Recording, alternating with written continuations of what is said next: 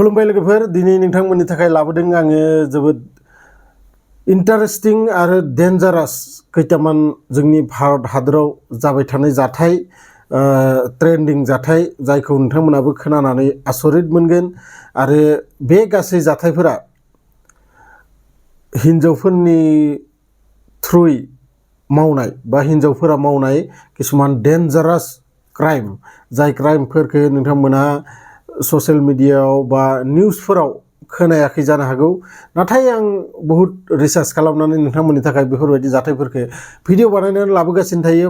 फार्स्टआवनो दोङो मोनसे ओरैबायदि जाथाय नोंथाङा बे सानै सुबुंखौ नायनानै ला बे सानै हौवा हिन्जावा मा खालामदोंनाय बे हिन्जावा एक्चुअलि मास मोनथाम सिगां हौवाया थैदोंमोन आरो मास मोनथाम उनावनो बियो गावनि बिबोनांखौ लानानै खारखुमा लांनानै जुलि जाहैयो आरो बिखौ जेब्ला सोंनाय जायो बिनि बुंनाया मा बे आंनि जिबन आं हारसिङै थैजासिम दुखु खस्थ सहायनानै आं जालांनो हाया आरो बिनि थाखायनो आङो आंनि बिबोनांजों आङो जुलि लादों होननानै।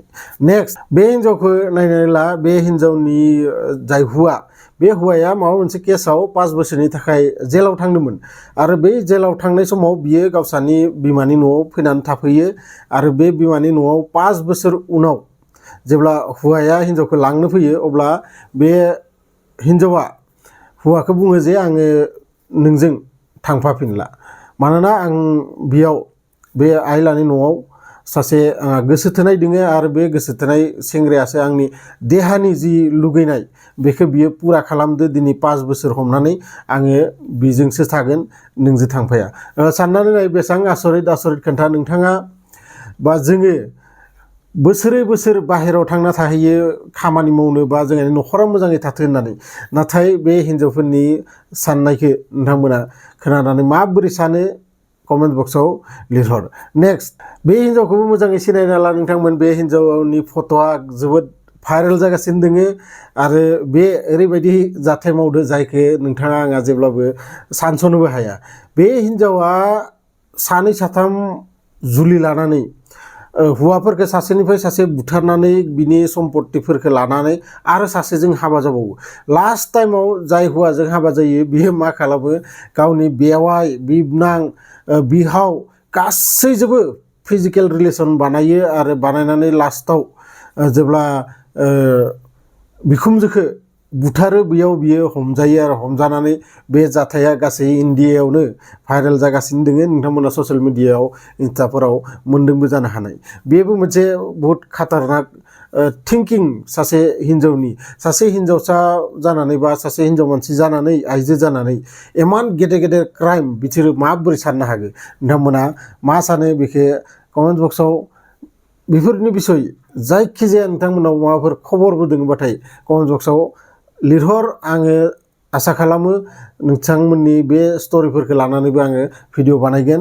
नेक्स्ट नै सानै मानसिखौ नाय सासे हिन्जाव सासे हौवा नाथाय बै हौवाया बै हिन्जावनि बिबोनांसो। केसा ओरैबायदि जाहैयो बे हौवाया बिबनाङा माने उन्दुना दंमोन आरो उन्दुबाय थानायावनो बे बिबाजैया बिनि प्राइभेट पार्टखौ दानस'नानै होयो। मानो दानस'ना होयो खोनानानै नोंथांमोना आसरित मोनगोन। भिडिअखौ स्किपल' खालामनाङा खोनासंलांबाय था मोनसेनिफ्राय मोनसे इन्टारेस्टिं माने जाथायफोरखौ आं नोंथांमोननो थाखाय लाबोदों दिनै नोंथांमोना नायजोब भिडिअखौ। बेयो बिबनाङा बै बिबाजैनि बिनानावखौ गोसो थोयोमोन आरो गोसो थोनानै बहुद बार बिसोरो फिजिकेल रिलेसनबो बानायो गावसानिनो न'आव नाथाय जेब्ला जुलि जानो सम जायो बै समाव बै बिबनाङा गुबुन सिख्ला खासेखौसो जुलि लायो आरो बे रागाव बे बिबाजैया मा खालामो बे बिबनांनि प्राइभेट पार्टखौनो दानस'ना होयो।